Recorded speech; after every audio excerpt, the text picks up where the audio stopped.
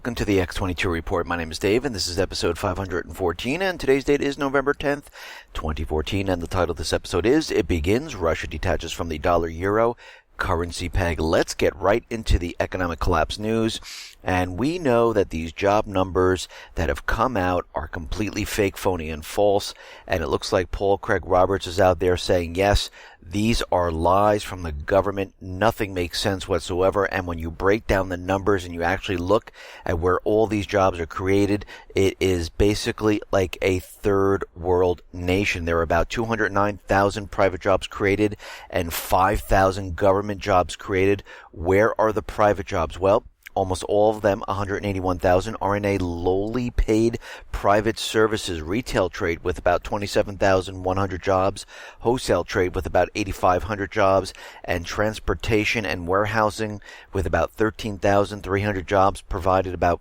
48,900 jobs, with middle-class retail stores closing and even dollar stores failing, and with consumer income and credit shrinking. Do you really believe that the consumer spending supported almost 50,000 new jobs in October? The BLS reports that 37,000 new jobs were created in October in professional and business services. Employment services such as temporary help services account for about 24,000 or 65% of these jobs.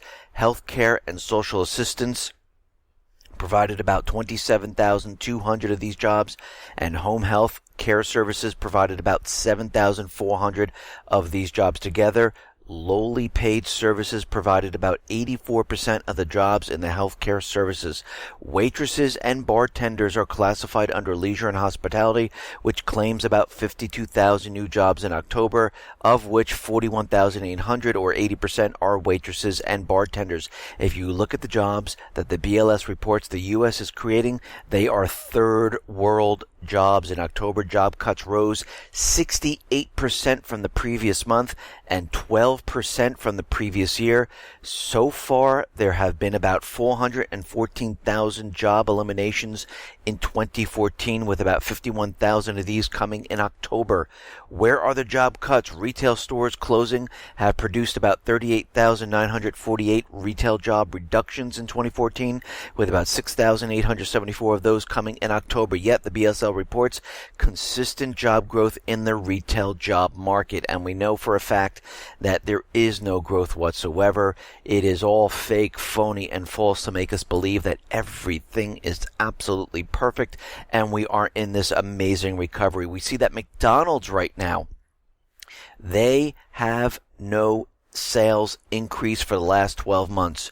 1 year of U.S. comp store sales without a single increase following a 1% drop in U.S. October sales. This is the first time in history when McDonald's has an anniversary negative same-store sales in the U.S. The world's biggest hamburger chain said Monday that the decline in global sales at locations open at least 13 months included a 1% drop in the U.S., a 4.2% decline for the unit that includes the Asia Pacific region and the Middle East and Africa. So right now, those people can't even afford to go out and eat at McDonald's, because what we're seeing is the entire world, not just here in the United States, people just aren't bringing in the income like they used to. And a lot of people who have been laying off from these high-paying jobs are just trying to make ends meet right now. And we can see it's taken its effect on the retail market, on the fast food industry market. And these are the real economic indicators. I mean, look at real estate. Look at the retail sales. It's all falling apart. Nothing is what it seems. And of course, the government and the Fed are still continually out there telling us that we're in this recovery. You have to continually look at the stock market.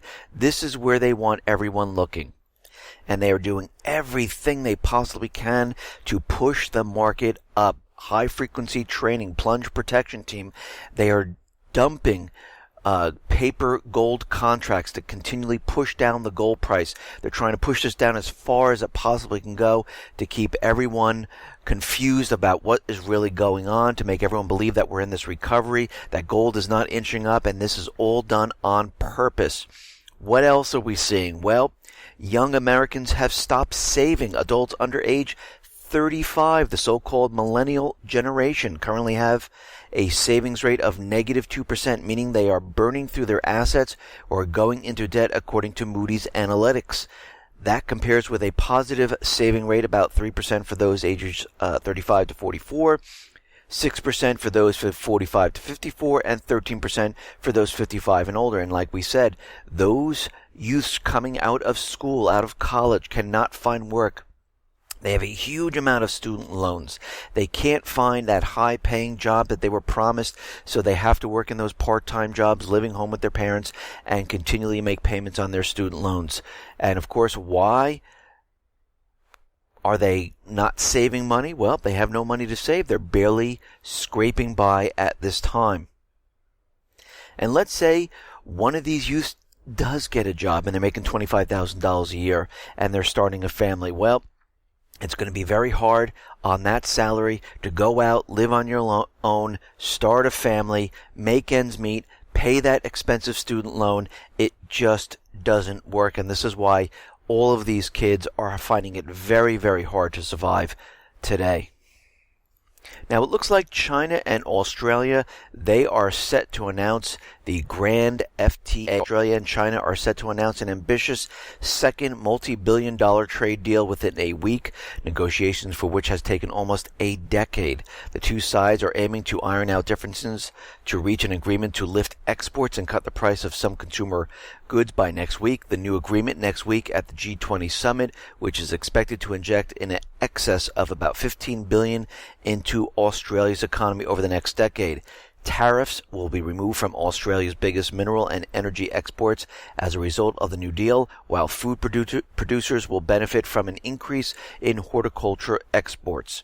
Australian legal and financial firms will also have increased access to Chinese markets, and in turn, Chinese investors will have a greater influence on the Australian share market due to relaxed investment rules. Australia is set to export about 1 million live cattle to China each year in a deal worth more than 1 billion Australian dollars. The new deal signed last week will set China as the biggest export market for Australian live cattle.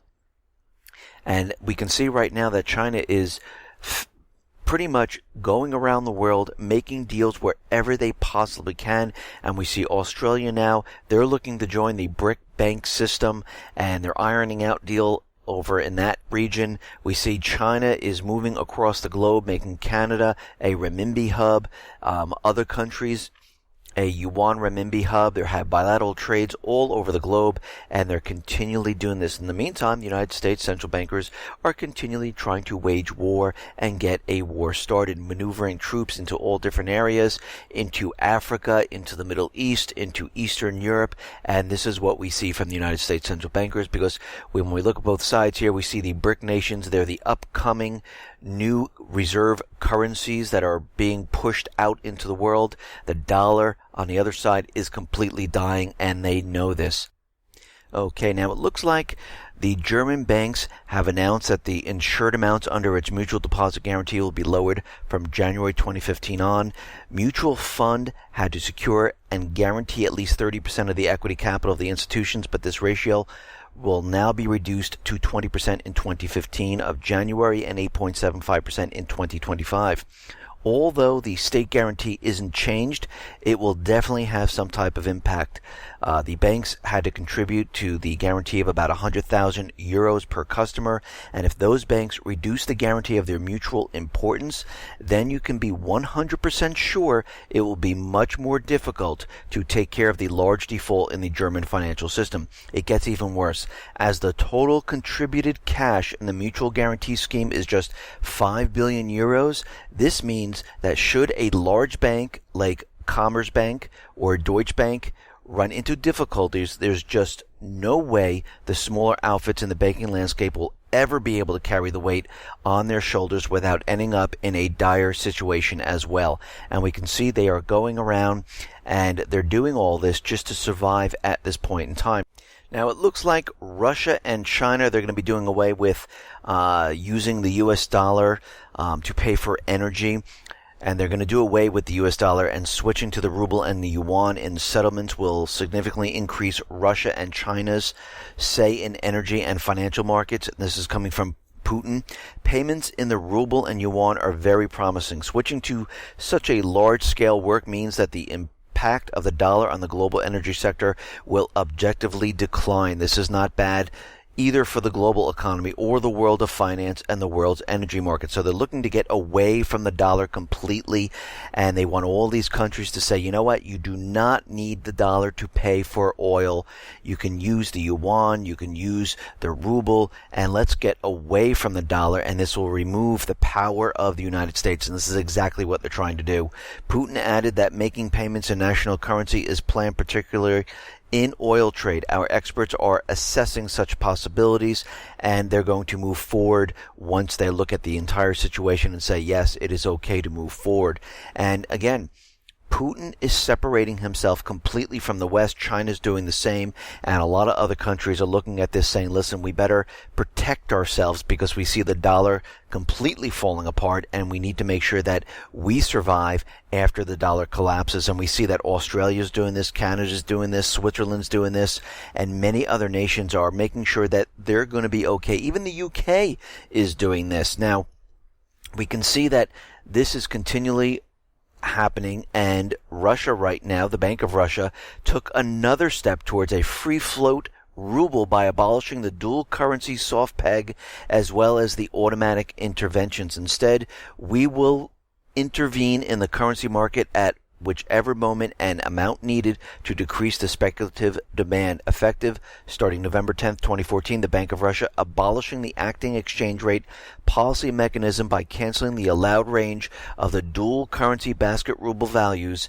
and regular interventions within and outside the borders of this band, the bank said. As a result of this decision, the ruble exchange rate will be determined by market factors, which should promote efficiency of the monetary policy of the Bank of Russia and ensure price stability. So basically, they are detaching themselves from the dollar and the euro currency peg, and they're moving themselves to a free float type of system where they'll decide what the ruble is going to be worth, and we're going to have to see how this works out and how the central bankers are going to react to this complete detachment here. Now, in England, it seems like they're trying to push a law out to the people. And basically what they're trying to do is basically, if you have an extreme view on anything from the Western democracy to women's roles in public life, you might soon require a license from the government before you speak in public. Nearly 350 years after U.S. Brits abolished the licensing of the press, whereby every publisher had to get the blessing of the government before they could press and promote his ideas, a new system of licensing is being proposed right now. And it's one which, incredibly, is even more tyrannical than yesteryear's press licensing, since it would extend to individuals to potentially forbidding ordinary citizens from opening their gobs in public without officialdom's say so. So basically, you have to get approved to what you want to say. It's the brainchild of Theresa May, the Home Secretary in David Cameron's government. May wants to introduce the extremism disruption order, someone who says things which betray, in May's words, a lack of respect for the rule of law and respect for minorities. Then you could be served with an extremism disruption order. So basically, they're not letting people speak freely. They want to make sure that you go through processes where the government will say, yes, you can say that, no, you can't say this. So freedom of speech, if this goes through, is completely gone in England, and we can most likely see this spread to the United States and to many other countries. And this is absolutely horrific to the people, because this means that everyone speaking out on the internet will have a very tough time if this goes and is pushed out to all the different countries. Now, we know Obamacare was definitely not created for the people, and there seems to be more and more proof of this. Obamacare's architect Jonathan Gruber said the lack of transparency was a major part of getting Obamacare passed, because the stupidity of the American voter would have killed the law if more people knew what was in it. Now, of course, this is the only reason you hide something. If there's something in there that you don't want the people to see, you hide it. You pretend that it's in the best interest of the people where you don't see it, and this is when you need to pass it to see it, and this is exactly what they told us. And of course, they're using it as, oh, the people are stupid, we didn't need to know what was in there. No, they were nervous, they were afraid that this would not pass. And again, where was our Congress? Where were they? Why didn't any of them read this? Instead, they just went ahead, they voted for it, they had no idea what was in it, and now look what's happening. This whole thing is a complete disaster. It is not for the people. It's not a benefit for the people whatsoever. And again, this is the fault of the Congress. They should have taken action during that time period. And again, all these people think that the American people are stupid, that you don't need to read this stuff. Just trust us. Well, guess what? We don't trust you. We need to read everything. And if we did read it, we would have said, absolutely not. This cannot pass. Now, it looks like the enrollment for Obamacare in 2015 is going to be about 4 million less than they were hoping for. It's going to be about 9 million people. And again, this number will probably drop even further because those people who haven't seen the premiums yet and who will see the premiums eventually are going to say, you know what, we don't want this right now. And of course, you have to remember, a lot of people were forced into this because their insurance plans were canceled and they had no other place to go to get insurance. So right now, what are we seeing? We're seeing this number drop, 4 million people already. We'll probably see it even go lower. This entire thing is a complete disaster. Just think about how many people are in the country and how many people are actually enrolled in this system. And most of the people are saying, I don't even want to be involved with this because the premiums are way too high. I'm not getting the benefits, and there's taxes and everything else intertwined in this. And people are saying, you know what, I'm done with this and we need to get rid of this. But of course, Obama will fight this tooth and nail. Now, it looks like on December 24th, 2014, the UN declares arms trade treaty to go into effect. Now, on the UN's official website, the United Nations Office for Disarmament Affairs announced that the UN arms treaty trade will enter into force on the 24th of December.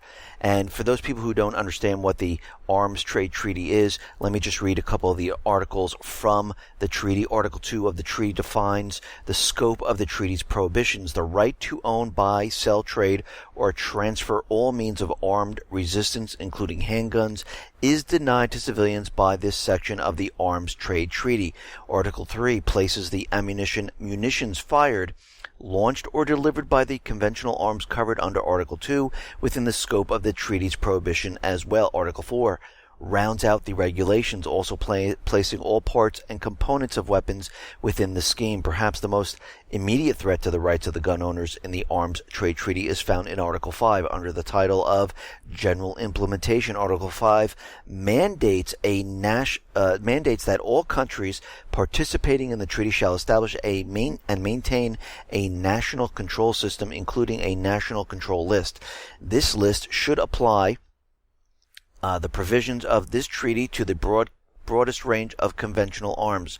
Article 12 adds to the record-keeping requirement, mandating that the list include the quantity, value, model type, authorized international transfers of conventional arms, as well as the identity of the end users of these items. Finally, the agreement demands that the national governments take appropriate measures to enforce the terms of the treaty, including civilian disarmament. If these countries can't get this done on their own, however, Article 16 provides the UN assistance, specifically including help with the enforcement of stockpile management, disarmament, demobilization, and reintegration programs. Arms trade treaty would become the law of the United States if the Senate were to ratify the treaty. Constitutional law dictate that no treaty that violate the Constitution can become the supreme law of the land. In the case of the UN's armed treaty, there is no doubt that regardless of the presidential signatures or congressional consent, this treaty cannot pass constitutional muster and therefore will never be valid law of the land. And of course, as you know, the government is going to try to basically push this law and say, yes, it doesn't really infringe upon the Second Amendment. This is what they've been trying to do all along. And again, we have to remember it is pending in the Senate still, and the next meeting of the states that are parties to the Armed Trade Treaty, including the United States, is scheduled for November 27th and 28th in Berlin, Germany. And again, it is just sitting there in the Senate, and we're going to have to see and watch this very closely. And again, our government officials, if the Senate does approve this somehow, some way, they will say it doesn't interfere with the Second Amendment, but it actually really does. Basically, they will push this forward to disarm pretty much everyone under this law. Now, out in Ferguson, we understand that today or the couple days from now, depending when this comes out, the indictment against the police officer, and of course from Anonymous they're saying that they have proof that this police officer is not going to be indicted. But anyhow, Ferguson, they are saying they are getting prepared for war. Missouri State Highway Patrol Captain Ron Johnson told CBS News he has been meeting with the students, gang members, and ministers about what might happen following the grand jury decision that is expected to come down this month. And once it does, depending on which way it goes, we can see this completely get out of control here, and we can see agent provocateurs coming in from the outside, just like we saw in the riots in Ferguson, where people came from the outside in, started really getting people riled up, throwing bottles, burning things down, and we can see the same thing happen. And again, they would love this to spread across the country. They would love to declare martial law, and we're going to have to watch this very carefully as this goes forward. Now, out in Catalonia, it looks like they had their referendum, and 81% of about 2.25 million voters chose independence from Spain. Now, of course, the Spanish government is saying that the data is not valid and is investigating the illegal ballot, calling it a useless sham. And pretty much 81% back independence in Catalan. And again, we're going to have to see. This was not something that was official, so nothing really has happened at this point in time, but the turnout was huge. 81% of the people want to be separate and apart from Spain. Now, it looks like the South Korean military began its annual war exercise involving all branches of service on Monday to bolster its defense posture against potential threats from North Korea. About 330,000 military servicemen are taking part in the drill, the largest ever. Of course, North Korea is out there saying, listen, we know what you're doing. We know what you're trying to do. You're planning these drills, and you're trying to ignite a war. You want us to do something. And of course, North Korea came out and said, listen, it is completely obvious that you're trying to provoke us into doing something with these drills. It is not going to work. And of course, this is exactly what the United States tries to do all over the world. They're trying to provoke these countries into doing something. And this is the purpose of these drills right on the borders, to try to push them into doing something. Even an accident, they can say, oh, look, a missile went off, they hit us, they are attacking, and this is what they would use. And of course, they're trying to do this, and so far it has not worked. They're even doing it in the Pacific with China, trying to push them every so little bit at a time. You know, push, hopefully something will happen. And so far, nothing has happened. Now, China, they are planning on creating their own pretty much network, their internet, which is going to be hack-proof by 2016. China is completing the project of the planet's longest 200-kilometer quantum communication network from Beijing to Shanghai. The network is considered unhackable and is set to start operating in 2016. The unhackability is due to the most secure encryption technology ever. By 2030, the network is expected to stretch all over the globe. For now, this service is to be used by Chinese government, the military, and key business institutions such as banks. Theoretically, the quantum network can't be hacked. Should anyone try to intercept the encryption key, the physical status of the quantum data or qubits would change and alert those who sent the information. And we can see right now they're doing this because the NSA has backdoors into pretty much everything. They pretty much know all the keys and methods to all the encryption techniques, and this is why a lot of the countries are maneuvering away from Windows, from US-made technologies, and they're creating their own operating systems because they do not trust the United States. because they're starting to realize that they've been spying on them. There's backdoors. They know how to get through the encryption because they know the method, they know the key, and nothing is secure. And same thing here in the United States. There is absolutely nothing secure. The NSA, FBI, DHS, they all have the method, the keys, backdoors into all of our technology, and this is how they actually get in and spy on you. Now, it looks like Russia and Chile, they're going to agree to develop cooperation in the agricultural product supplies. And as we know, there's sanctions against Russia. Russia pretty much went out and said, listen, since you're sanctioning us, we're going to place a ban on agricultural products from Europe and United States. And Russia has been making deals with other countries to supply them with agricultural products. And it looks like Chile is just one of those countries. Now, what's very interesting is that CNN International decided to pretty much to go off air in Russia before New Year and leave Russia. Why? Nobody really understands why, and they haven't really explained why this is whatsoever. In Ukraine right now, it looks like the Hivernia has collapsed to new record low, and it is just completely collapsing. Their entire economy is collapsing. And again, this is not better off for the people of Ukraine. Before the coup, their economy was not doing that well, but it wasn't collapsing like this. There was no war. They had gas being pumped into Ukraine. People were able to heat their homes. Ukraine wasn't split into 3 different regions. And right now, since the coup from the United States central bankers, Ukraine is a complete mess. So right now, since the Hivernia and the entire economy is collapsing, the National Bank of Ukraine explains that in order to protect the consumer's rights, the virtual currency Bitcoin cannot be used in Ukraine as a means of payment. This has nothing to do to protect the consumer's rights. It's to protect the central bankers. It's to protect the economy. It's to protect the government. It is not to protect the people. And they always use this, and they make it seem like they're doing this on your behalf to protect you, but really it is not. Now, it looks like the Ukrainian security forces have violated ceasefire 38 times over the past 24 hours. And of course, as we know, they're trying to push another war, and of course they're using a lot of propaganda that Russia's invading with tanks, and this has never been proved. There's no satellite photos, there's no video, there's absolutely no proof whatsoever. It is complete propaganda. But what's very interesting, there are 4 EU countries that recognize Crimea as part of Russia right now. Greece, Italy, Netherlands, and the Czech Republic have openly resisted the European Commission's decision to deny the Schengen visas to residents of the Crimea who have Russian passports. So they're recognizing that Crimea is now part of Russia. Now, there is a report coming out that the U.S. military is going to train Ukrainian soldiers and National Guard to fight people in Donetsk in the cold weather. The United States government is getting ready to train Ukrainian military and punitive battalions in winter combat techniques before the end of the year. The goal is to make Ukrainians more efficient in attacking and fighting the Donetsk and Lugansk people in the cold weather.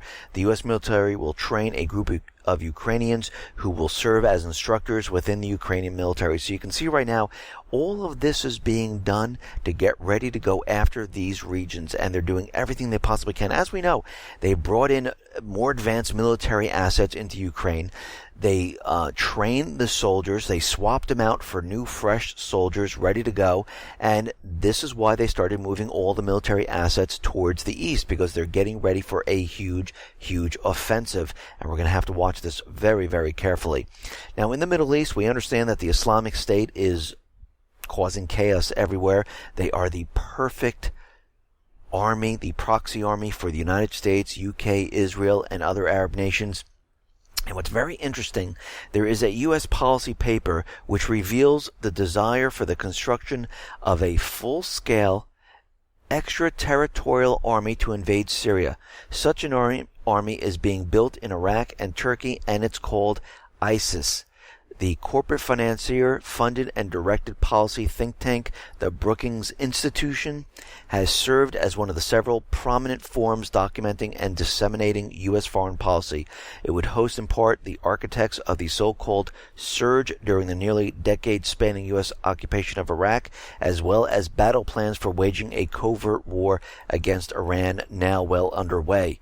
Part of this covert war against Iran involved the arming and backing of listed terrorist groups. Among those signing their name to this plan found within Brookings, which Path to Persia report, was Kenneth Pollock, now in efforts to overthrow the government of Syria, also a stated and integral part of undermining, isolating, and destroying Iran. Pollock has revealed another element of the plan to create a full-scale proxy military force outside of Syria, then subsequently invading and occupying Syria with it. ISIS has tanks, missiles, and aircraft, everything America's dream opposition army needs. And of course, this is the new opposition army. This is the new army the United States central bankers are using to maneuver their way into Iran and Syria and into the other countries they need to take over. The U.S. apparently plans on protecting the Islamic State for as long as possible under the guise of being the sole force fighting it while the Islamic State consolidates and moves on Western-designed targets. In the process of fighting the Islamic State, the U.S. is managing to destroy the Syrian infrastructure and defenses. The U.S., however, has failed in attempts to exclude Syrian, Iraqi, and Iranian forces from countering the Islamic threat, and now the region is witnessing a race between the Islamic State and inevitable destruction and America's attempts to topple Damascus before the Islamic State vanishes from its geopolitical toolbox. And if we really look at what's going on in Iraq, why do you think the United States decided not to reinstate the Iraqi Air Force? They didn't want them to have this. They didn't want them to go after the Islamic State. This is why we see what is going on here. The Islamic State maneuvers into Syria and all the different areas, and as soon as the bombing occurs, they move out of that area and they destroy the infrastructure of that area. And this is continually happening as they go throughout Syria. And you can see they're going up the east side, moving across the north, and then coming down the west side where Damascus is, because that is their final destination. Now, Syrian President Assad said Monday he was ready to study a UN plan to freeze fighting in the northern city of Aleppo. Assad said it was worthy of study, and that work is pretty much needed on it in order to reestablish security in Aleppo. On October 30th, an action plan was introduced in Syria that proposed to freeze fighting in the local areas, to bring in aid to the people in that area, and to try to push peace in that area. And of course, as we know, the United States central bankers, they do not want peace whatsoever. They want the Islamic State, their proxy army, to maneuver inside of Syria, and they want to destroy more of their infrastructure. And eventually what we're going to see is boots on the ground, and we're already starting to see this.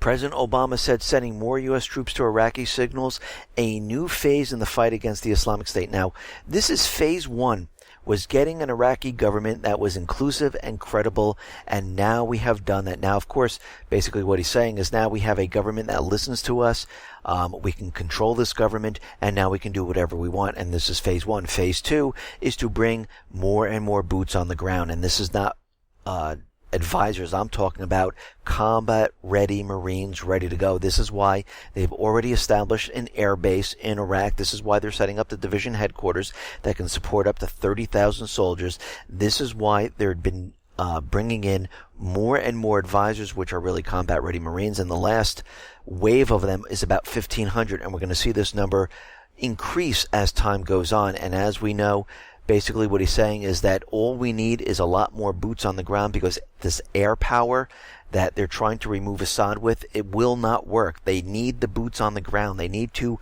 go after the forces. They need to go after those people in Yemen, Libya, Lebanon, and Iraq who are rising up, who want the government gone. The air power will not do this, and this is why he's pushing very hard for boots on the ground. Now, what's very interesting in Syria is that 5 nuclear engineers have been assassinated in Syria. Unidentified attackers murdered 5 nuclear engineers who worked in the scientific research center near the neighborhood of Barzeh northern Damascus, the Syrian Observatory for Human Rights said, for years Syria has sought to achieve nuclear capabilities. In 2007, the Israel Air Force destroyed a nuclear reactor constructed by North Korea in the northern province of Deir al-Zor. And we can see right now they don't want them to get nuclear power, and this is why they're continually assassinating all the nuclear engineers inside of Syria. And this is very interesting, and I can't imagine who would have done something like this. Now, in England, it looks like they're saying that a terror attack against the UK is inevitable.